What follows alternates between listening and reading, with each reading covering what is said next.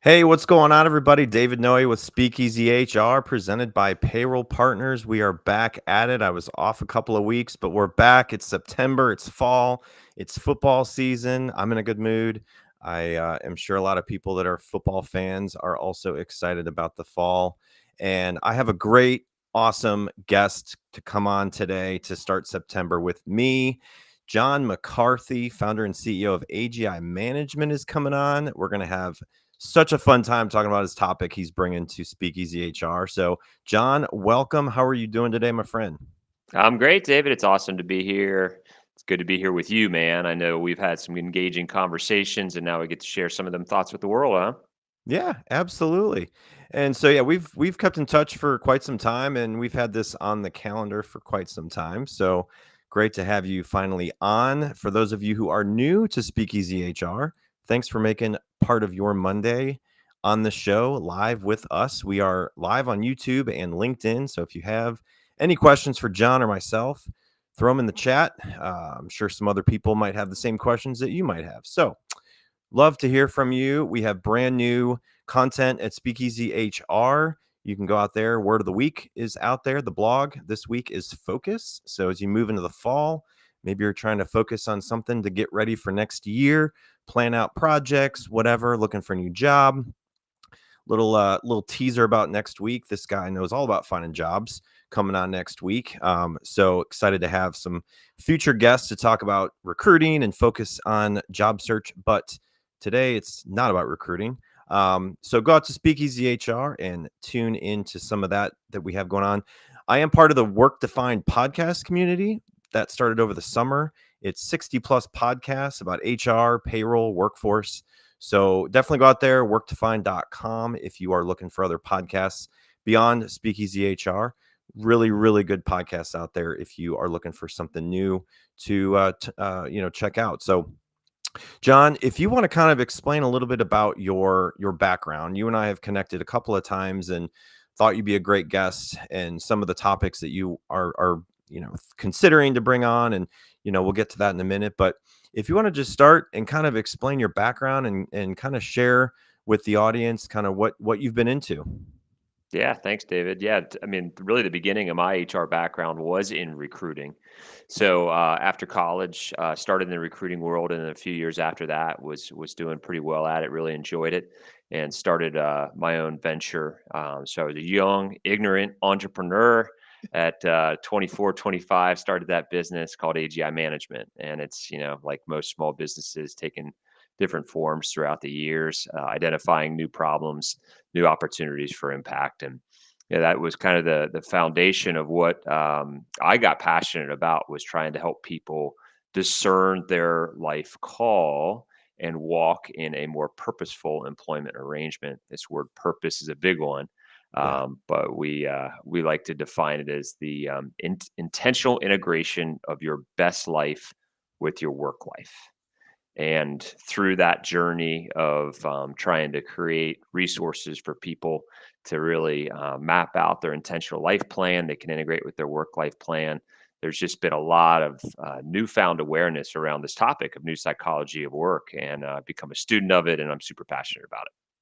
Yeah, and that is your topic for today. So the new psychology of work, the workforce, we just started talking about it before we came on live. We both have kids. They'll be going through school and finding jobs of their own. So now we're at that phase of having children getting into the workforce in the future. And so it's just all going to shift constantly and quickly. So the new psychology of work, I think, is really going to hit a lot of people in their career, whether they're getting into the workforce in their mid 20s, 40s, whatever. Because I mean, we've got what, 5 generations working together now? It's crazy. Never had that. So anyway, we are live on YouTube and LinkedIn. So if you are watching live, definitely chime in, ask us questions as we go through. But you can always find previous episodes on your favorite podcast platform as well.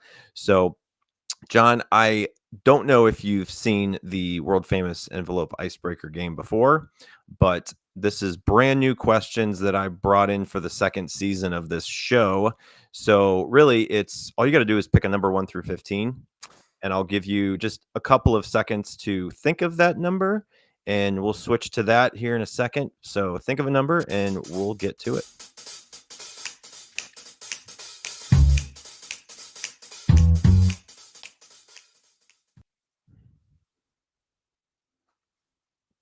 Did that play? I don't know. It did. Okay. It lags for me sometimes. I don't know. It's catchy.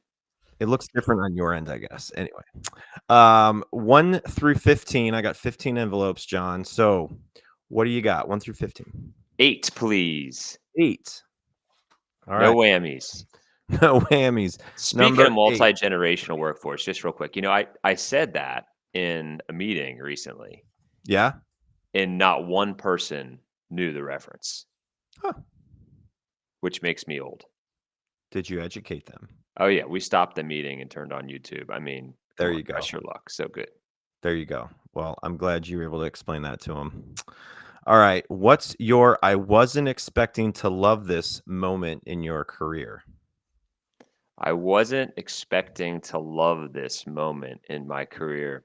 That's a great question. Um, yeah, I mean, I would have to say speaking. I think when I launched into a career or my career, I didn't realize the affinity I would have of getting up in front of big crowds. Yeah. And now and it has to do with reps, right? And getting comfortable. But now I just really feel called into that space and have learned a lot of tricks of the trade, which is helpful. But that is something that I would have never expected to love as much as I do. Love it. I didn't even talk about this yet. I brought this back from my office today. The mini air horn that has become one of the favorite little tools and tricks and toys I've got at work. Mini air horn would definitely suggest this to anybody that's trying to laugh at work a little more. You can go up to your wife. Good job doing the chores, honey. Yeah, it's fun. All right, one more number, John. All right, hit me with that first one. I'll take number 1. Number 1. Okay, I love it. I don't think anyone's picked one yet. Mm. Okay. What's your guilty pleasure that you'd profoundly defend as a must-have in your life? A guilty pleasure. Yep. Well, that's a great question too. Man, these are good stumpers. No preparation for these. Nope.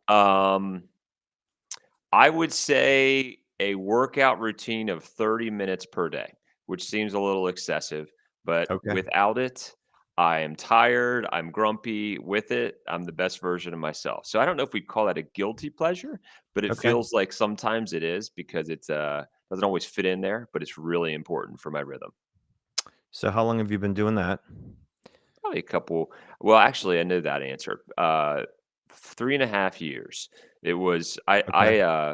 I now have a self care planning tool that I learned during COVID. Okay. When I was burnout, I was totally fried, and I was looking at this mechanism to bring into some small groups Yeah. around self care and around well being. And as I was doing that, kind of with the precipice of teaching it, it rocked me. So it's around the 7 levels of rest, Hmm. and, now it's for me a weekly activity. Every Sunday, I look at my self-care plan, and I just answer the question for myself, "Where am I tired?" And so these 7 levels are physical, emotional, spiritual, creative, sensory, mental, and, I'm forgetting one. But, the reality is this is part of the physical rest, the active physical rest, intentionality that I need in my life in order to be the best version of myself. Yeah. No, that's awesome. I think everyone has one guilty pleasure in their life, and I'm sure most people wouldn't have answered it like you. So good job. That's amazing. I mean, I think everyone working, being a parent, trying to have a routine in their life, and it's challenging to fit in exercise and working out, and so a lot of people probably want to do it more. They just don't make an effort to do it, you know. For me, it's just black coffee. I just like black coffee in the morning. That's pretty easy, Well, you I was know. in between exercise routine and Lucky Charms just to give you Ooh, yeah. okay. Now we're talking. Now we're talking. That's awesome. All right. Well, I appreciate you being able to answer those questions without any preparation. So, we are going to shift gears a little bit. Before we get into your topic, just a couple of words from our presenting sponsor, Payroll Partners. So, if you want to grab a drink of water, John, or whatever, we've got about a minute and we'll jump into your topic about the new psychology of work. Hold on one second. Finding a new employee takes time and money. For one position on a single job board, you could easily spend a minimum of $5 to $10 a day advertising a job post. It's worth noting that the average time it takes to hire a new employee is 36 days. However, it can take longer than that. You could find yourself paying hundreds of dollars a month for a single job board. And if you're using multiple job boards for multiple positions, this could add up to thousands of dollars a month. There is a much simpler and more affordable way of finding the right candidate. At Payroll Partners, we offer an applicant tracking system to help manage your hiring process. Our ATS is customizable, allowing you to decide which days you want to run the job and when to close it so you don't break the bank. And this feature lets you e-blast your network, posting jobs on multiple boards at once, all managed in one location. Payroll Partners, elevating your payroll and HR experience. I've been in HR for almost 20 years, John, and I know what it takes to have good technology in your workforce, in your industry, in your company. It all is specific to the personal information that's in a payroll software. So obviously we have a great offering. If you have a need to look into other platforms out there, look us up, payrollpartners.net. Would love to talk to you and just hear more about your situation, because I think we can help create solutions for that. So look us up, payrollpartners.net. All right. So John, just like everybody else that I bring on this podcast, I try to dig into, what they like to talk about and are passionate about talking about, because, in your day-to-day job, you might not get a chance to really explain it um in a way that you can on a platform like this. And maybe you can, but as people change and as interests change and motivations change, I think when I talk to somebody about coming on, it's what are you passionate about? What do you want to bring on the show? And share your insights, share your stories, help others listening learn from you, and really have this uncut, unfiltered conversation with you live. So, as you think about this topic, how do you define the psychology of work? And why is it so important in today's workplace? Yeah, thanks, man. Well, the psychology of work, a lot's been written about it, but very simply, it's kind of an overlap of three things. One is the cognition, what we actually believe about work. And many of those beliefs are deep subconscious beliefs. So, what I'm passionate about is helping people unearth those, bringing those subconscious beliefs to the conscious, as well as just the emotional components of work and the behavioral overlap. So, those three things make up what we would call the psychology of work. And it's super important for organizations to have their finger on the pulse of change societally as well as with individuals, because organizations are formed to try to help people thrive. Sometimes we forget that, but that's the foundation of what an organization should do. So without the awareness of how people's definition of thriving cognitively, emotionally, behaviorally, we really don't have much of a foundation of doing that. So I'm super passionate about this subject because at the end of the day, if organizations can really move the dial on helping people live out that aforementioned of purpose, we'll see a better world. Yeah.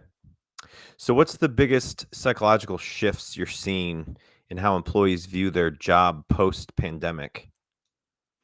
Yeah, and I think we look at March 2020 as a major landmark of change, but there were some things that were already in motion, where COVID, really accelerated in some form or fashion. But we were already seeing probably the two largest variables in the psychology of work that every organization needs to wrap their brain around. Is one, just the reality of the gig economy and what it's doing to opt for individuals' opportunities to live and thrive.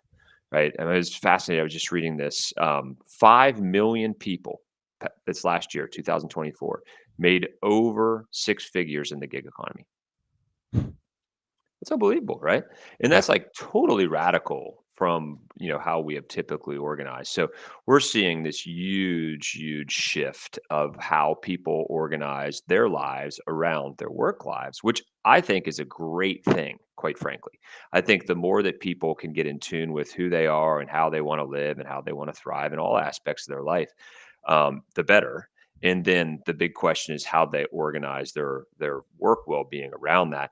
And so the organizations that we see that are really navigating into this change, they're thriving. Like they are talent magnets. But the ones that are maybe not changing their dance to the new tune, they're really struggling to find and attract talent. Yeah. So how can leaders identify what truly motivates their people beyond the pay and the benefits? Yeah.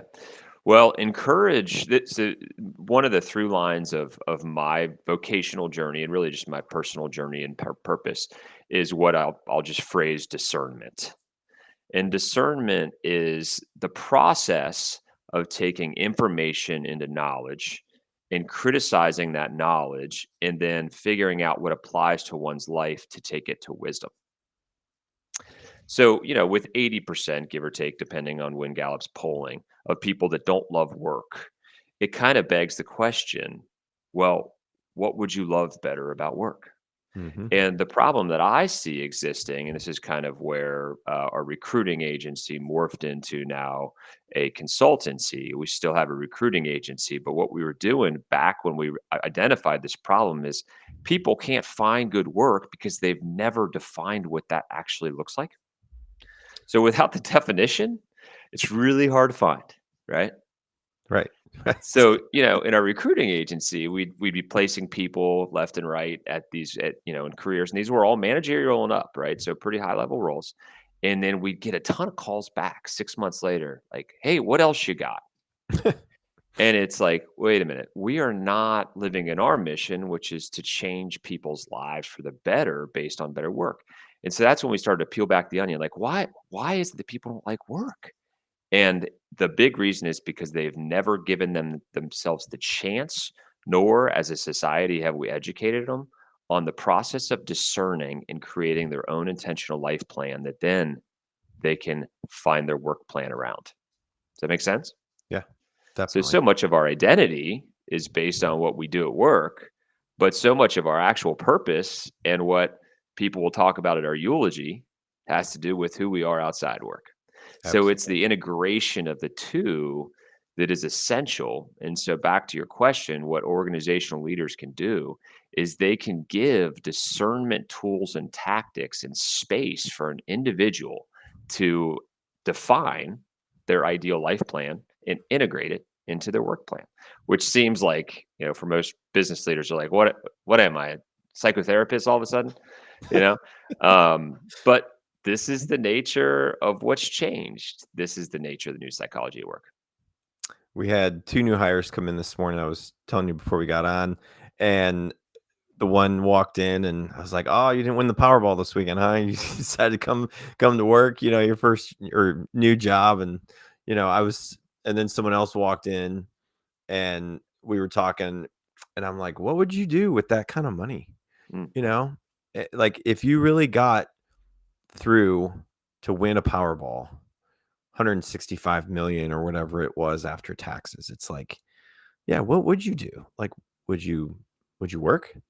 What would you do? You know what I mean? So like, not that everyone's going to win the lottery, but as you are looking at your career and like what you enjoy doing, the better that you can align your motivations and your strengths obviously to be successful. But I enjoy my job.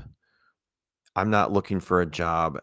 I'm probably in the minority with that, but there are so many people that are just unhappy in their job. They don't see future in their job. They don't see themselves in that company. And so, really understanding as an organization, especially your leadership and trying to identify what is motivating your team and trying to help them along with that is so important to retention. And so I know there are a lot of people disengaged in their job, and, you know, is it all their fault? Not really. There's a lot of things that people around them should be helping to motivate them, but, it does come down to that individual. But, um, Yeah, let me lean into that if I can, man. I mean, work is the easiest villain when we're not satisfied in life. yep. Because it's easier to change. This may be a bad example. It's a lot easier. I'll personalize it because my wife will know that it's not relevant. It's easier for me to change my job than it is my wife. Yes. And that's what people think about. I mean, they're like, "Man, something's off or I don't have contentment in life." Yeah. And instead of digging into why, they just kind of blame their work Yep. instead of figuring out, well, what is it that I can control in this circumstance? What is it that maybe I need to learn from this experience? And this is what's so fascinating. This is kind of like I like to call it a holy bait and switch. We wrote this book. Oh, it's conveniently right there. It's a Oh, red one.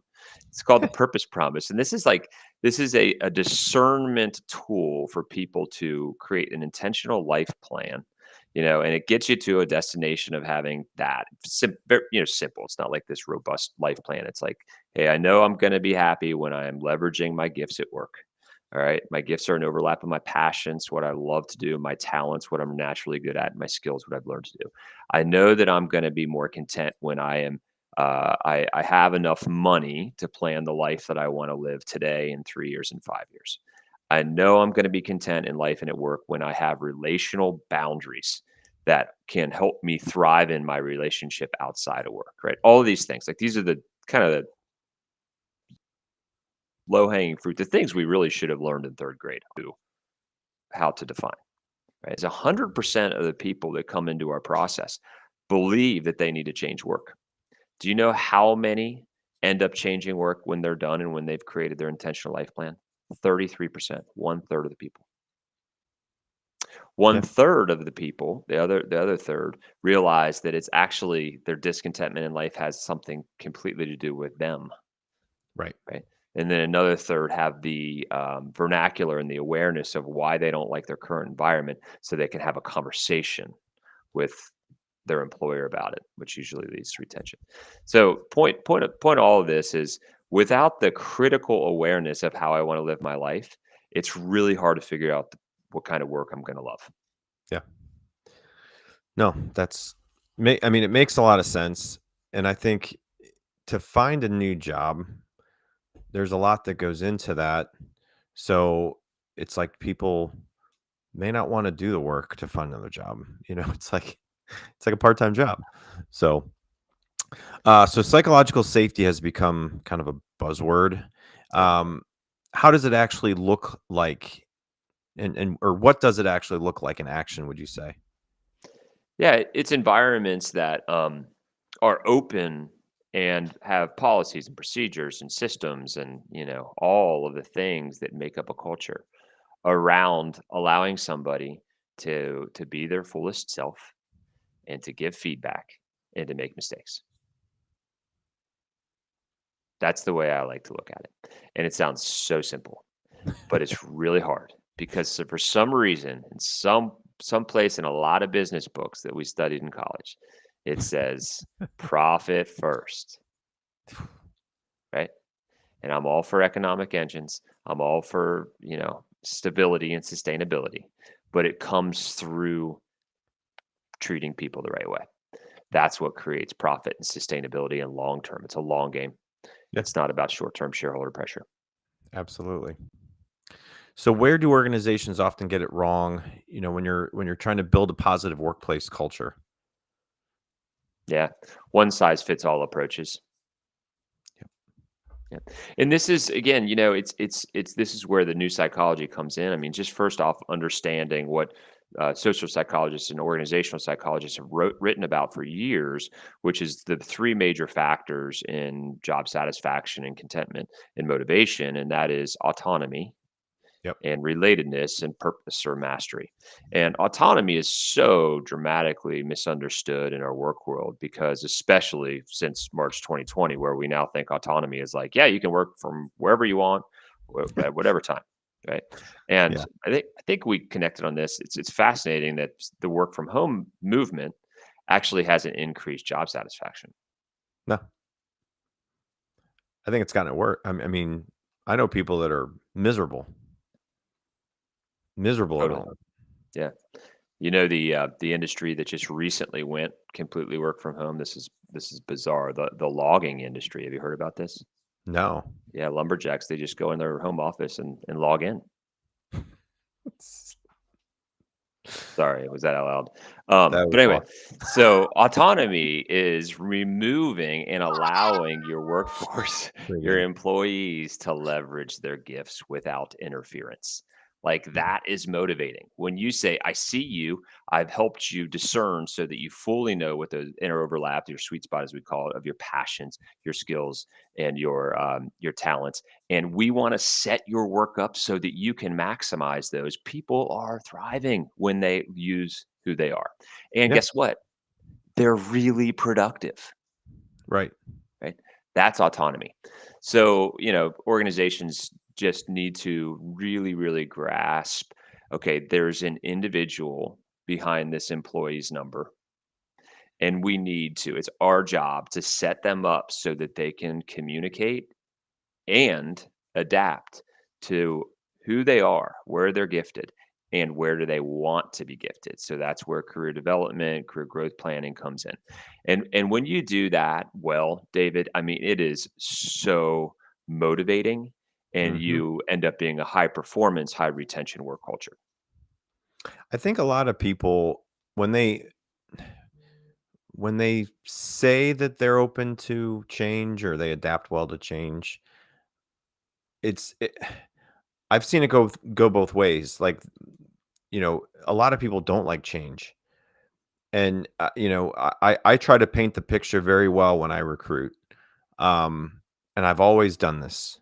I try to paint the picture of what it's like working for the organization that I'm in, and if it really means you have to adapt to change because of the way we operate, um, we're not just a stagnant kind of company that's got everything figured out. It really shows you even when you, like, ask someone to, like, move desks. It's like, "What?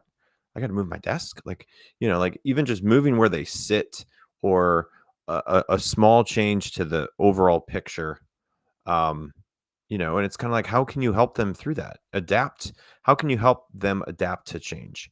So, organizations that can do that well and coach their individuals through change, I I think are gonna be more successful than others that just complain about somebody that's not happy with change, you know what I mean? So Well, this is a really good topic for just this new psychology. So it's funny, I was at a training with an organization that was talking about adaptability and change.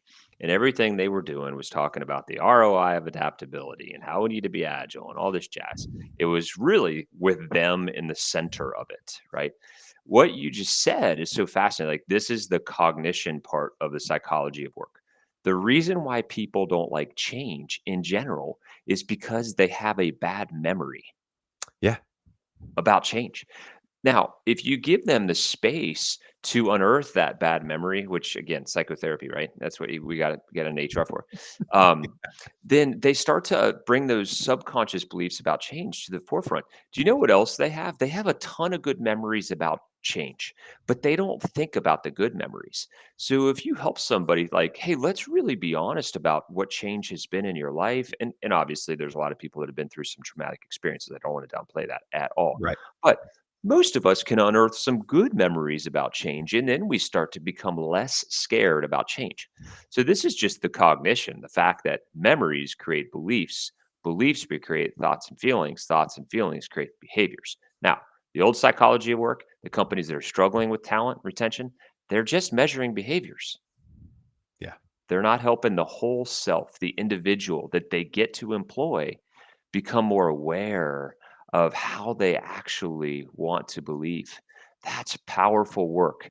And for us in HR, I mean, wow, that's impactful. Yeah.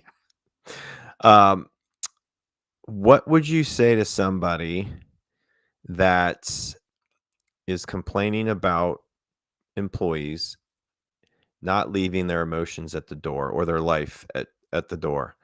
Because let's face it, everyone's been dealing with a lot since 2020. Personally, some more than not, some more than others. But if people are going through stuff and then they go to work, they bring that stuff to work. Amen. It's really hard to leave it at the door. And so what would you tell a manager that's like, I just want them to leave it at the door? Come to work and work. I need 100% out of people. And it's just like, you can't get 100% out of people Yeah. every day. Well, there's a core belief of that individual that just probably revolves around fear or lack of control, because it's messy when you get into Yeah. the muck with somebody, right? And I mean, there's just conundrums that arrive in the workplace with relationships and emotions and trauma. I just said the word. I mean, the reality is, when somebody's bringing trauma, which we all have some semblance of trauma, obviously some worse than others, or Yeah. some harder than others, pardon me. And that shows up in behaviors. Hmm. And so it'd be easier just to treat an individual like a robot, but easier is not always impactful. In fact, Right. very rarely is. So, if I had the opportunity, which we often do, to get to coach those types of leaders who are just very Yeah. much like, show up, hit your nail, see you later. I don't want to know what happens in your life after that. It's just this is like the old psychology. The Yeah. industrial revolution, if you look at the three major shifts in the way that we organize around work, we used to have the economy, right? Which was obviously around the farm, where people would bring their gifts to the table, and they would come together for the common good of a community. Marker for productivity in our world, and we're on the seventh turn of it now, right, with generative AI. But it did just pound into us that effectiveness and efficiency is king in business. That's not what business is, right? Business and organizations are foundationally to help communities and individuals thrive. And when that happens, and when we take a long term view on that, we get to see mega impact both on individuals, communities, and bottom line. That's what we need out of leadership right now. Yeah. Artrell said, some conscious beliefs about change that resonates with me. Yep. Definitely. Thanks, Thanks for the Artrell. thanks for the comments. So yeah, we're live on LinkedIn and YouTube with John McCarthy with um, AGI Management. So you've been doing AGI Management for quite some time. Any project or any situation stands out to you that you really are like you have that aha moment that you really like made a huge impact on an organization or an individual? Yeah, I mean, we're so blessed to do the kind of work we do, which revolves around just the depth of what we're talking about, whether it's executive coaching for for CEOs, and really helping them unearth what they're thinking about and what their beliefs are. Again, that's just this same cognitive behavioral reality. What we're passionate about is bringing psychology and neuroplasticity around the leaders, and whether that's in executive coaching or leadership development. Right now, we're doing a lot of work with Chick-fil-A, which has just been phenomenal. Hmm. I mean, what a great organization and amazing leaders, especially next gen leaders. I'm just really blown away Yeah. at them doing what they say they're going to do from a culture standpoint. It's really phenomenal. Um, yeah, so it's just it's really adaptive to the organization, but it's got a lot of the same components of this discernment. That's what I'm really Yeah. passionate about. How do we get Yeah. down to the core of what we need to dispel living in the age of information? Today we will take in more information than somebody that was born in 1920 would their whole life. Today, just today, we will take in that much information. So we live in this age of information, and it's just at us, right? So what a gift to be able to come alongside great leaders and distill that information into knowledge that's relevant, and then try to build into organizations around wisdom, and then transfer that wisdom to next generation. I mean, serious impact. Yeah. That's awesome. So, how do generational differences shape the psychology of work? We talked a little bit about the different generations working, and what should leaders know about that? Well, as you alluded to, five generations in the workforce, and my jokes, they just They bomb most of the time when I'm with the young leaders. I have to remember that. Yeah. I referenced Rudy the other day because we were going to overcome Rudy, adversity. Rudy, and like 80% of the people in the room didn't know about Rudy. I mean, come on, did you give right? him homework to go watch it that night? I did well.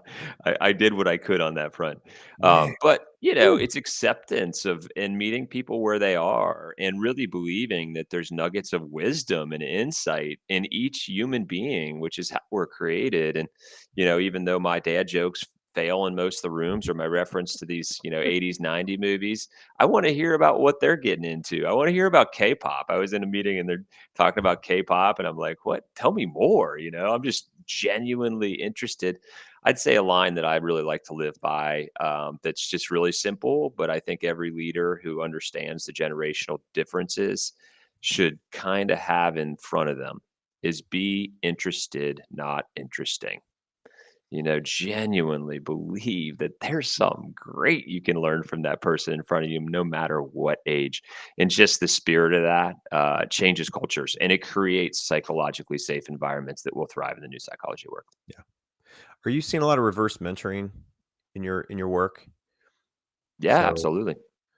because I've heard that several times with other guests that have come on the show, and I've heard mentoring. I've heard people having mentors in their jobs, in their lives, and it's important to have those kind of people around you. But reverse mentoring is helping, kind of a different dynamic with how people are being mentored.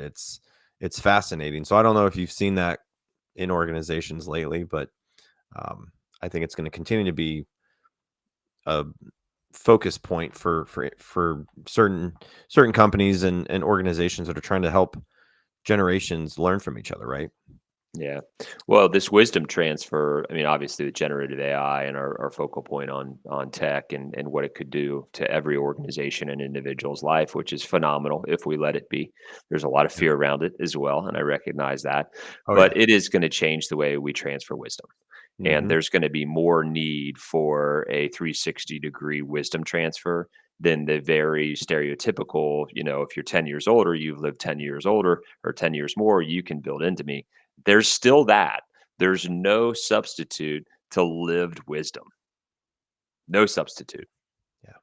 right? But with some of the new components that we have, and especially technology, there's a lot of wisdom sharing generation to generation now. It's pretty cool if we let it be.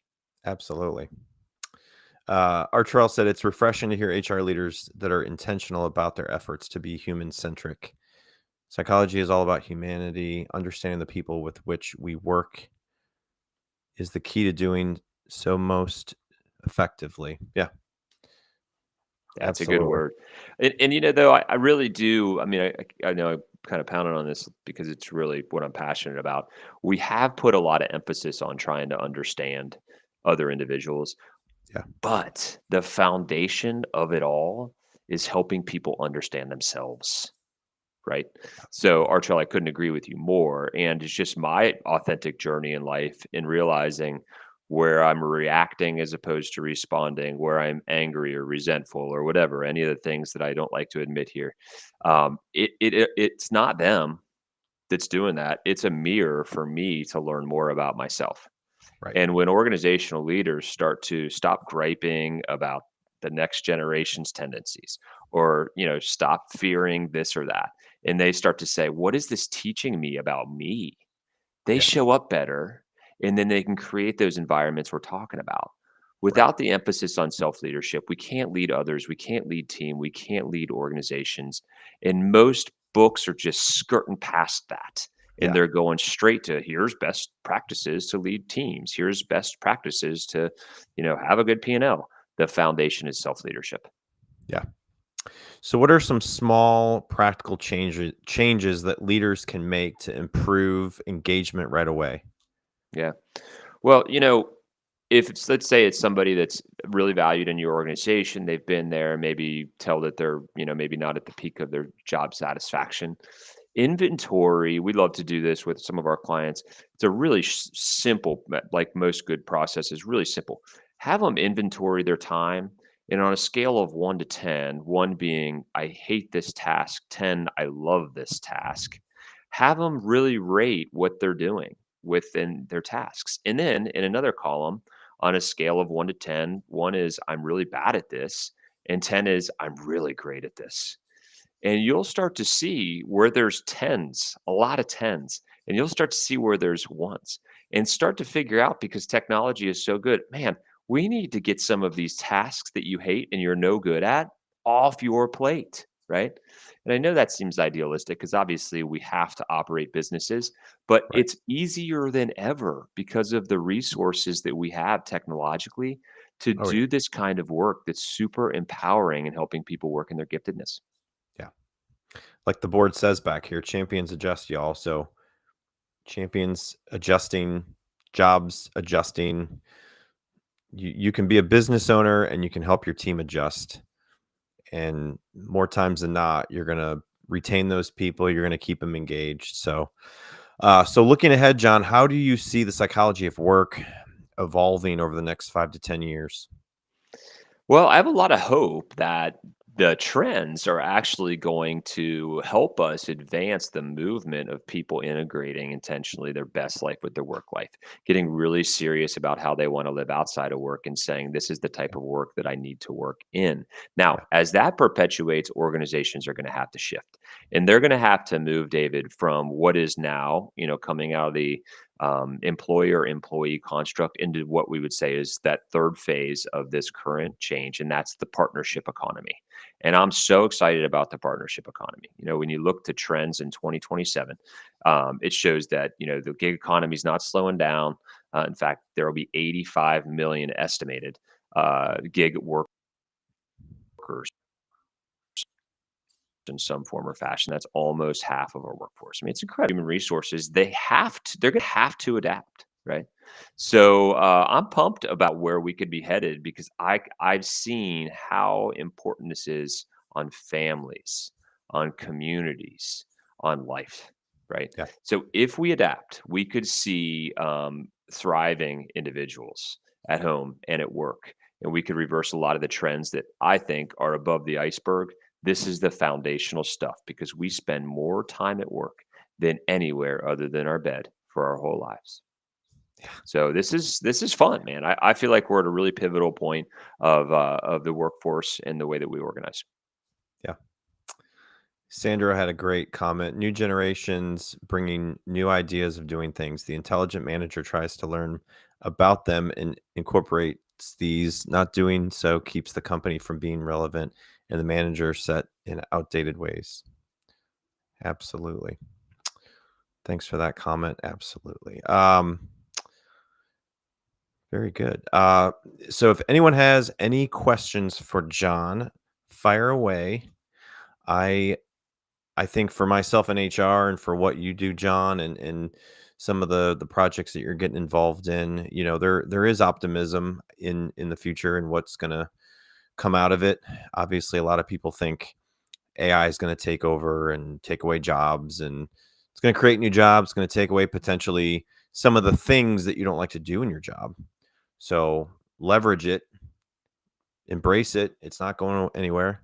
And I think if people are open to new ideas and adjusting to how to do day-to-day tasks that you may or may not want to do, you could eliminate some of those with technology that fits your company. So I did want to bring up your QR code about this retention risk snapshot, John. So if you want to explain this a little bit, people watching can scan the QR code or give them a little advice on how to get to it if they're listening on demand. So Yeah, I mean, all of what we talk about, David, and what you're doing at Payroll Partners and what we're doing is to impact environments where people can thrive, right? And so we talk about attraction and retention and performance management. And this little assessment that we've kind of created just helps the organization say, where am I in creating these psychologically safe environments? Where am I in navigating the shifts so that I can be a talent magnet and essentially attract and retain talent? And just one of the tools that we love to use for organizations. So it's a pleasure to be able to hand that out to anybody who would find yeah. benefit from it. Yeah, absolutely. And if anybody is not on LinkedIn connected to John, please do so. He is tagged on this episode, or you can go out to AGI Management and learn more about them because they do some amazing work. like you said, with Chick-fil-A and other organizations. So keep up the awesome work and appreciate it. One more horn for you. So anything you'd like to add before we get off here, John? Well, I really bombed that autonomy joke, but I do hope if you haven't seen Rudy that you go check it out because it's a great one about overcoming adversity. Oh yeah. Yeah, it is a classic. I grew up a Michigan fan. My dad was from Notre Dame. He went to Notre Dame, so I knew about Rudy when I was young. So he didn't make me watch it, but I enjoyed it as, you know, a young kid watching it, knowing about Rudy. So again, take away from this today, new psychology at work, but also go watch Rudy. There Right. you go. Very good.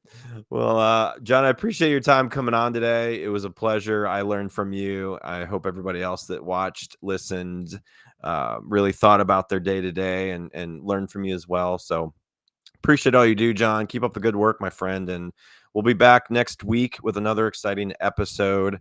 Really fun guest coming on. You might have heard of Monster.com. I have the founder of Monster.com and Boom Band coming on to hang out with me on Monday next week, the 15th, 2 p.m. Eastern. So, John, appreciate it.